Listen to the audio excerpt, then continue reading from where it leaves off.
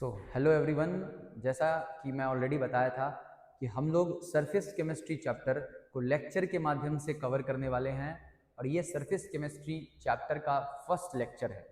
तो चलिए स्टार्ट करते हैं हमारे फिजिकल केमिस्ट्री के यूनिट नंबर 5 सरफेस केमिस्ट्री को।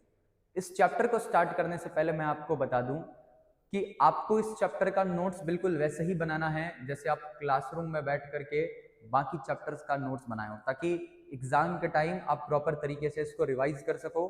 और फिजिकल केमिस्ट्री का ये सबसे आसान चैप्टर है, तो कहीं ना कहीं जो भी क्वेश्चन आपके बोर्ड एग्जाम में इस चैप्टर से आने वाला है, आपको उस क्वेश्चंस के रिस्पेक्ट में अपना तैयारी करना है और इस चीज़ को भी ध्यान में रखना है कि इस चैप्टर से आया हुआ क्वेश्चंस वहाँ पर छूटे नहीं। बाकी इस वीडियो में हम बिल्कुल बेसिक लेवल से स्टार्ट करेंगे इस चैप्टर को और इस चैप्टर को कंप्लीट भी करेंगे।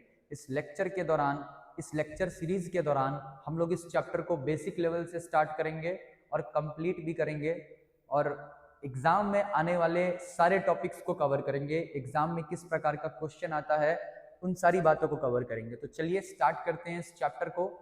चैप्टर का नाम है सरफेस केमिस्ट्री। चैप्टर के अंदर हम लोग एंटर करते हैं। देखिए, जब हम चैप्टर के अंदर एंटर करते हैं तो चैप्टर मेनली स्टार्ट होता है दो प्रकार के प्रोसेस से। पहला प्रोसेस का नाम है एब्जॉर्प्शन और दूसरा है एडजॉर्प्शन। मतलब दो प्रोसेस है, एक एब्जॉर्प्शन और दूसरा एडजॉर्प्शन। मैं आपको बता दूं कि अगर इस प्रोसेस से ये चैप्टर को डायरेक्ट स्टार्ट करेंगे तो कहीं ना कहीं ये रटा रटाया बात लगेगा। तो इसीलिए हम लोग पहले सरफेस केमिस्ट्री को समझते हैं कि इस चैप्टर में हम लोग पढ़ने क्या वाले हैं। आपको ये बात पता है कि हमारे आसपास जितनी भी चीज़ें हैं वो छोटे छोटे एटम या मॉलिक्यूल्स से बना है, जिन मॉलिक्यूल्स या एटम्स को हम देख नहीं सकते हैं। और देख नहीं सकते हैं इसीलिए उनके सतह पर होने वाले अलग अलग प्रक्रियाओं को भी हम नहीं समझ सकते हैं या हम नहीं देख सकते हैं।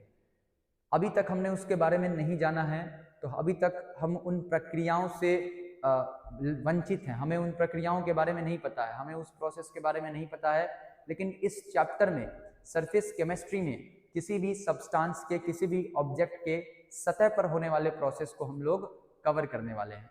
तो चलिए स्टार्ट करते हैं इस चैप्टर को। जैसा कि चैप्टर का नाम है सरफेस केमिस्ट्री, तो सरफेस केमिस्ट्री का वो ब्रांच है जिसमें हम लोग सरफेस पर यानी सतह पर होने वाले प्रोसेस को पढ़ते हैं और सरफेस के साथ साथ दो अलग अलग फेज के बाउंड्री पर होने वाले प्रोसेस को भी पढ़ते हैं। दो अलग अलग फेज के बाउंड्री पर भी होने वाले प्रोसेस को पढ़ते हैं। चलते हैं नेक्स्ट स्लाइड पर, जहां पर मैंने डेफिनेशन जो है वो पहले से लिख रखा है सरफेस केमिस्ट्री का। सरफेस केमिस्ट्री को हम लोग डिफाइन करते हैं, the branch of chemistry that deals with phenomenas occurring at surface. मतलब केमिस्ट्री का वो ब्रांच जिसमें हम उन फिनोमेनाज के बारे में पढ़ेंगे जो सरफेस पर होगा और सरफेस के साथ साथ अलग अलग फेज के बाउंड्री पर भी होगा। यहाँ पे अलग अलग फेज का बात किया जा रहा है। ये अलग अलग फेज सॉलिड भी हो सकता है, लिक्विड भी हो सकता है या फिर गैस भी हो सकता है। ध्यान रखेंगे इस चीज को। अगर हम बात करें सरफेस और बाउंड्री को और बेहतर तरीके से समझने की, तो मान लीजिए मेरे पास एक कंटेनर में लिक्विड भरा हुआ है। तो आपको पता है लिक्विड का जो ये ऊपर वाला पोजीशन है, this position is called surface. और ये जो अंदर वाला पोजीशन है जहाँ पे एटम्स जो हैं वो बीच में फंसा हुआ है, इस पोजीशन को हम लोग कहते हैं बल्क। आगे काम आएगा इस चैप्टर में। This is called bulk. ऊपर वाले सरफेस को, ऊपर वाले पोजीशन को हम लोग कहते हैं सरफेस। और अगर बाउंड्री को समझना है तो बाउंड्री एक ऐसा लाइन है जो दो अलग अलग फेज को बांटता है। जैसे इस कंटेनर में मेरे पास लिक्विड भी है और सॉलिड भी है, तो ये जो रेड लाइन आपको दिख रहा है ये एक तरीके से बाउंड्री का काम कर रहा है, क्योंकि ये रेड लाइन लिक्विड और सॉलिड को बांट रहा है। तो this red line is boundary और इसी बाउंड्री का ही दूसरा नाम है इंटरफेस। इसी बाउंड्री का दूसरा नाम है इंटरफेस। ध्यान में रखेंगे। तो चलिए अब आगे हम लोग चलते हैं। आगे सॉलिड और सॉलिड के बीच के इंटरफेस को रिप्रेजेंट करते हैं सॉलिड हाइफन सॉलिड से और या फिर सॉलिड स्लैश सॉलिड से। यहाँ पे लिखा हुआ है कि इंटरफेस को रिप्रेजेंट करने का दो तरीका है।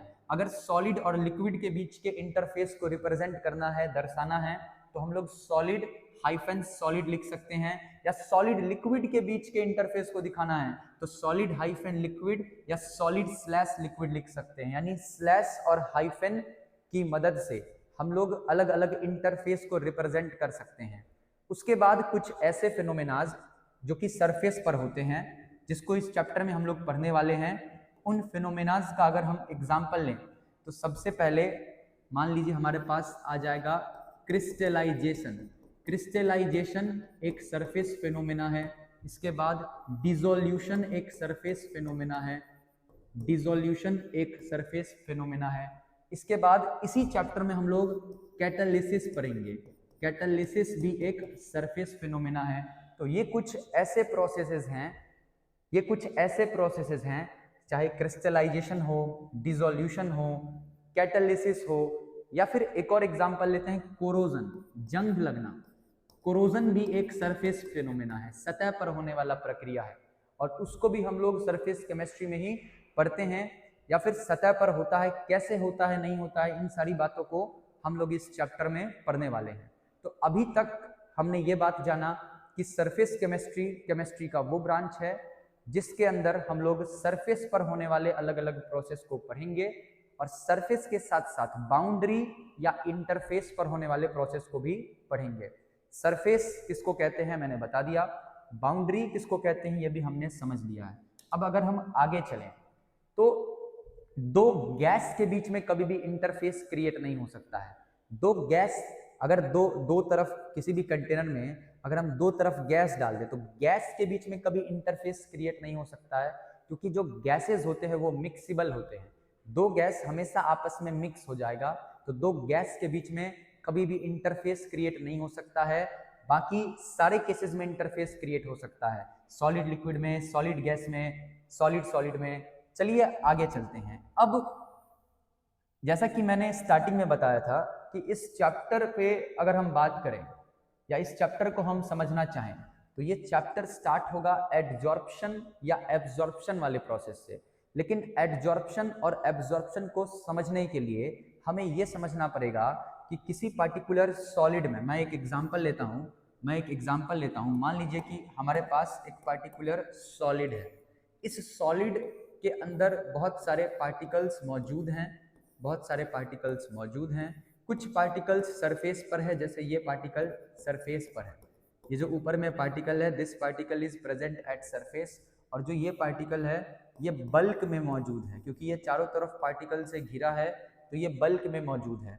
तो हम सबसे पहले ये समझेंगे कि एक सरफेस का पार्टिकल और बल्क के पार्टिकल में क्या अंतर है, क्या दोनों पार्टिकल सेम हैं या दोनों पार्टिकल अलग अलग है। तो आइए एडजॉर्प्शन और एब्जॉर्प्शन को समझने से पहले हम लोग इस बात को समझते हैं कि सरफेस का पार्टिकल और बल्क के पार्टिकल में क्या डिफरेंस है। अगर हम बात करें कि सरफेस फिनोमेनाज जितने भी होते हैं उनका क्या वजह है, उनके होने का क्या रीजन है, इस चीज को आइए हम यहाँ पर समझते हैं। और प्लीज अगर आपका ध्यान अभी कहीं भी है तो ध्यान वहां से हटा दीजिए, पूरा ध्यान यहाँ रखिए, बोर्ड पर रखिए, स्क्रीन पर रखिए, ताकि आपको बोला जाए जो भी बात मैं बताऊं एक एक बात समझ में आए। बहुत कॉन्सेप्चुअल बात है। आइए मान लीजिए कि ये कोई सब्सटेंस है, सॉलिड भी हो सकता है, लिक्विड भी हो सकता है। आपको दिख रहा है कि कुछ पार्टिकल्स हम ऐसा देख रहे हैं जो कि इसके सरफेस पर है, और कुछ पार्टिकल्स इस सब्सटेंस के बल्क में है। सबसे पहले हम बात करते हैं उस पार्टिकल का जो बल्क में है। वो पार्टिकल जो बल्क में बैठा है, मान लीजिए हम इस पार्टिकल पर फोकस करते हैं। ये बल्क वाला पार्टिकल अपने चारों तरफ से अलग अलग पार्टिकल से घिरा हुआ है। ये बल्क वाला पार्टिकल जो है, ये बल्क वाला पार्टिकल चारों तरफ से अलग अलग पार्टिकल से घिरा हुआ है। ये बल्क वाला पार्टिकल चारों तरफ से अलग अलग पार्टिकल से घिरा हुआ है। और आपको पता होगा कि एक पार्टिकल दूसरे पार्टिकल पर इंटरमॉलिक्यूलर फोर्स लगाता है, यानी इस पार्टिकल के ऊपर वाला पार्टिकल इसको ऊपर की तरफ खींचेगा, नीचे वाला पार्टिकल नीचे की तरफ खींचेगा, ऊपर नीचे दोनों फोर्स आपस में कैंसिल हो जाएगा।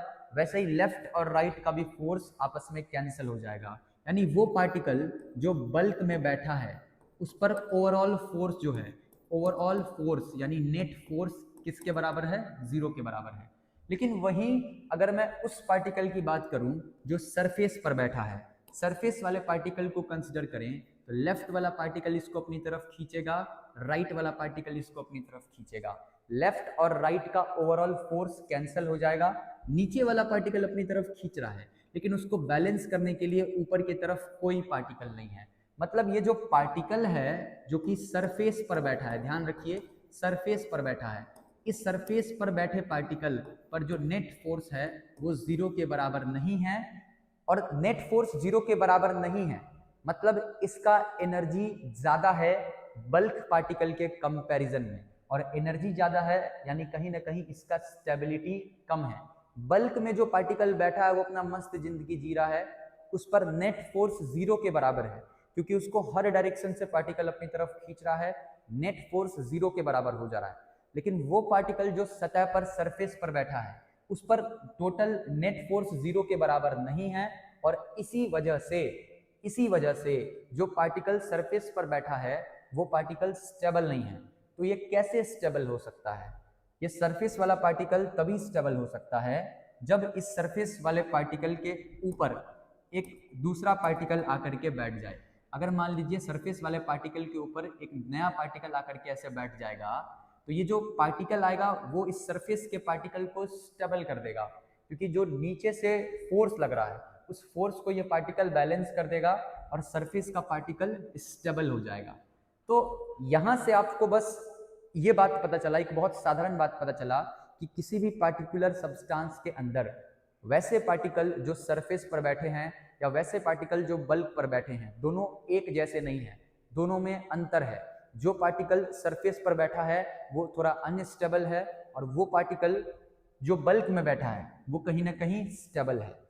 तो जो पार्टिकल सरफेस पर बैठा है वो अपने स्टेबिलिटी के लिए क्या करना चाहेगा कि जो पार्टिकल इसके सरफेस पर आएगा उसको चाहेगा अपने पास ही रखे।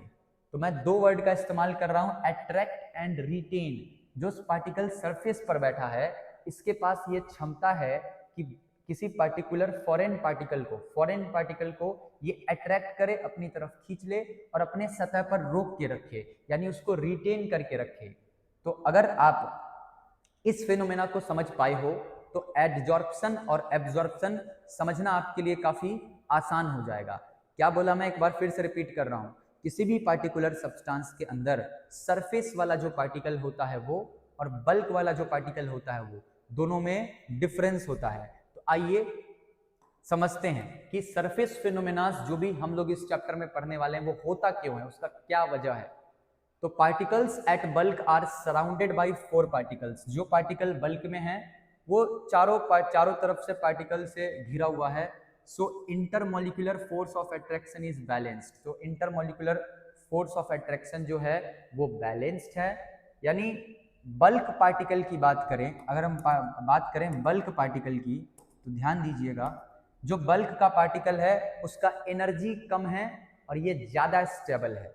लेकिन वहीं हम बात करें कोई पार्टिकल जो कि सरफेस पर बैठा है, यानी particles at surface experiences unbalanced force. सतह पर बैठे हुए पार्टिकल पर अनबैलेंस्ड फोर्स लग रहा है, ड्यू टू विच, जिस वजह से सरफेस एनर्जी बढ़ जाता है, और सरफेस एनर्जी बढ़ जाने से उस पर एक नेट फोर्स लगता है अंदर की तरफ। यानी बल्क पार्टिकल की बात करें तो उसका एनर्जी कम है, स्टेबिलिटी ज्यादा है, और अगर सरफेस पार्टिकल की बात करें तो इसका एनर्जी ज्यादा होता है, और एनर्जी ज्यादा तो स्टेबिलिटी कम होगा। निष्कर्ष क्या निकला सर? निष्कर्ष ये निकला ना कि जो सरफेस का पार्टिकल है वो स्टेबल अभी नहीं है, लेकिन चाहेगा ना कि स्टेबल हो, और स्टेबल होने के लिए वो चाहेगा कि मेरे ऊपर कोई पार्टिकल आ जाए, और मेरे ऊपर कोई पार्टिकल आके मेरे ऊपर जो नेट फोर्स 0 नहीं है उसको 0 कर दे। यानी सरफेस के पार्टिकल के पास ये टेंडेंसी है, ये क्षमता है कि फॉरेन पार्टिकल को वो अपनी तरफ अट्रैक्ट करे और उसको अपने सरफेस पर रिटेन करे। यही वजह है, यही रीजन है कि अलग अलग सरफेस फिनोमेनास होते हैं, और उन्हीं को हम आगे पढ़ते हैं। तो चलिए आगे बढ़ते हैं इस चैप्टर में। अब आगे सबसे पहले हम लोग पढ़ेंगे एडजॉर्प्शन। इस चैप्टर में जो अगला फिनोमेना है, जो सबसे पहला फिनोमेना है सरफेस फिनोमेना, जो कि सबसे इंपॉर्टेंट भी है, जिसका नाम है adsorption.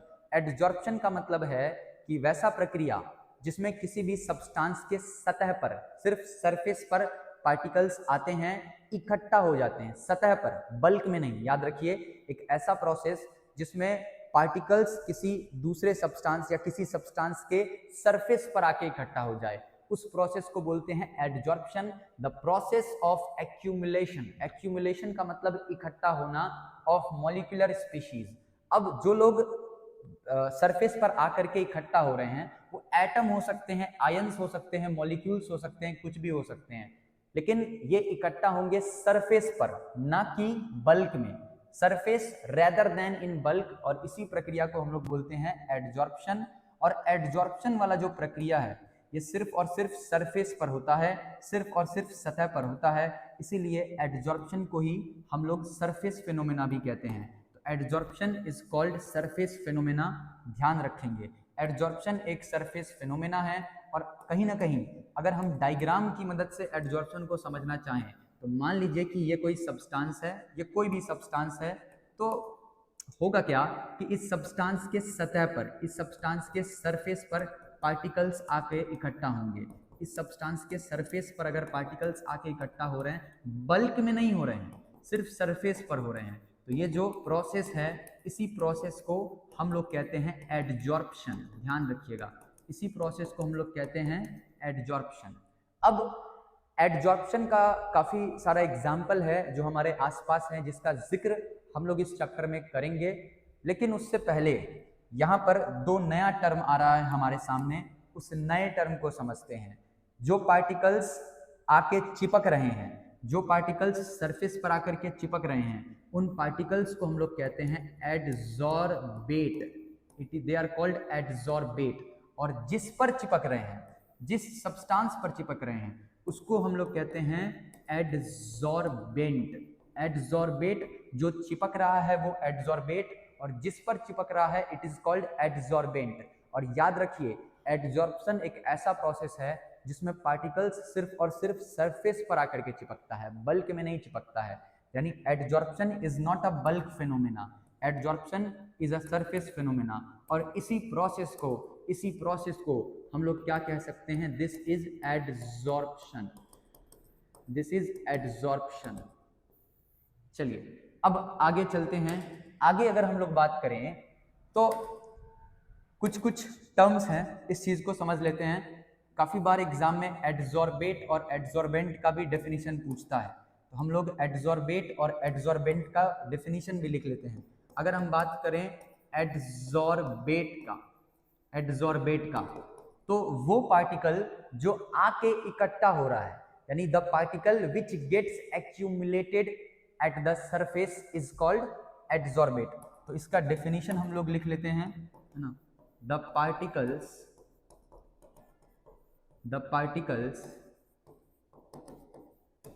which gets accumulated at surface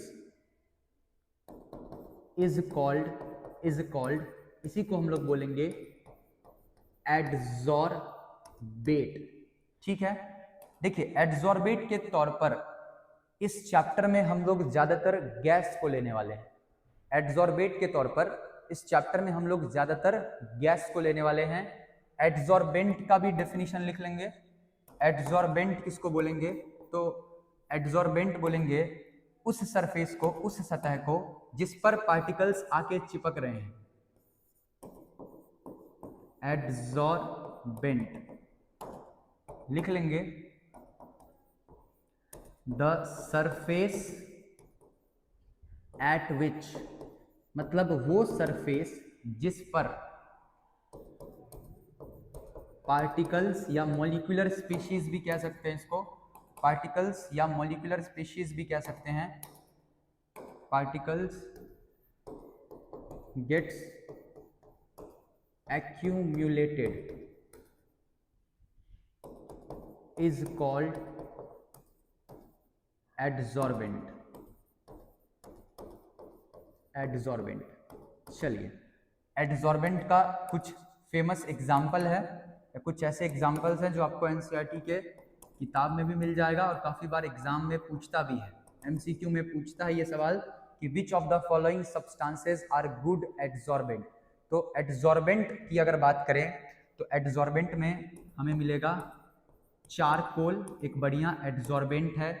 इसके बाद सिलिका जेल, सिलिका जेल भी एक एडजॉर्बेंट है। ठीक है, सिलिका जेल वो पैकेट है जब हम कोई नया अप्लायंस खरीदते हैं या शूज वगैरह खरीदते हैं तो उसमें एक छोटा पैकेट रखा होता है। थर्मस वगैरह भी खरीदते हैं उसमें भी पैकेट रखा होता है जो उसको मॉइस्चर से बचाता है। एक्चुअली सिलिका जेल क्या करता है, अपने सरफेस पर वाटर के पार्टिकल्स को एब्जॉर्ब कर लेता है, जिस वजह से जो भी सरफेस होगा या जो भी सब्सटेंस होगा वो मॉइस्चर फ्री रहेगा, उस वहाँ मॉइस्चर नहीं आएगा, वहाँ नमी नहीं आएगा, क्योंकि आसपास जितना भी नमी होगा उसको सिलिका जेल अपने सतह पर चिपका लेगा। तो सिलिका जेल भी एक प्रकार का एड्जॉर्बेंट है। इसके बाद alumina gel, alumina gel is also adsorbent. काफी सारे मेटल्स के सरफेस, मेटल्स का सरफेस भी एड्जॉर्बेंट के जैसे काम करता है, मेटल्स सरफेस। उसके बाद बहुत सारे कोलॉइड्स, कोलॉइड्स क्या है आगे इस चैप्टर में पढ़ेंगे, ये भी एड्जॉर्बेंट के जैसे काम करते हैं ETC। तो ये कुछ एग्जाम्पल्स थे एड्जॉर्बेंट के। इस लेक्चर को मैं करता हूं यहीं समाप्त, आगे की बातों को अब अगले लेक्चर में समझेंगे। इस चैप्टर में इस चैप्टर को हमने स्टार्ट किया है, मैं फिर से क्या दे रहा हूं कि नोट्स आप वैसे ही बनाइए जैसे क्लास में बनाते हैं। और अगर बात करें अभी तक हमने क्या क्या पढ़ा, तो सरफेस केमिस्ट्री, केमिस्ट्री का वो ब्रांच है जिसमें सरफेस या बाउंड्री पर होने वाले फेनोमेनास को हम लोग पढ़ते हैं। बाउंड्री का ही दूसरा नाम इंटरफेस भी है। इंटरफेस जो है वो गैस और गैस के बीच में एग्जिस्ट नहीं करता है, क्योंकि दो गैस आपस में हमेशा मिक्स हो जाएगा। उसके बाद सरफेस फेनोमेना को पढ़ने से पहले हमने ये देखा कि बल्क का पार्टिकल और सरफेस के पार्टिकल में क्या डिफरेंस है। बल्क का पार्टिकल स्टेबल है, सरफेस का पार्टिकल स्टेबल नहीं है, और स्टेबिलिटी को गेन करने के लिए सरफेस का पार्टिकल क्या करता है, किसी फॉरेन पार्टिकल को अपने सरफेस पर अट्रैक्ट करना चाहता है। और उसी में सबसे पहला प्रोसेस हमने पढ़ा एड्जॉर्प्शन। एड्जॉर्प्शन एक ऐसा प्रोसेस है जिसमें एड्जॉर्बेंट के सतह पर एड्जॉर्बेट आके चिपक रहा है, बल्क में नहीं, याद रखिए बल्क में नहीं, कहाँ आकर के चिपक रहा है, सरफेस पर। तो adsorption is a process in which जो मॉलिक्यूलर स्पीशीज हैं gets accumulated at surface rather than bulk. Surface पर चिपक रहा है, बल्क में नहीं, और जिस पर चिपक रहा है वो एड्जॉर्बेंट कहलाता है, जिस पर जो आके चिपक रहा है वो एड्जॉर्बेट कहलाता है। तो इस लेक्चर को हम लोग यहीं समाप्त करते हैं। अगले लेक्चर में इसी टॉपिक को आगे बढ़ाएंगे। आगे और भी ऐसे फिनोमेनाज हैं जिसको हमें पढ़ना है। फिर उसके बाद एड्जॉर्प्शन के बाद एब्जॉर्प्शन पढ़ेंगे, फिर एड्जॉर्प्शन के टाइप्स पढ़ेंगे, और एग्जाम में सब्जेक्टिव क्वेश्चन हो, ऑब्जेक्टिव क्वेश्चन हो, डायरेक्ट इन सारे टॉपिक से पूछा जाता है। चलिए अब अलविदा लेते हैं, आज के इस लेक्चर को यहीं समाप्त करते हैं। प्रॉपर नोट्स आप सभी को बना लेना है, ठीक है। चलिए, थैंक यू।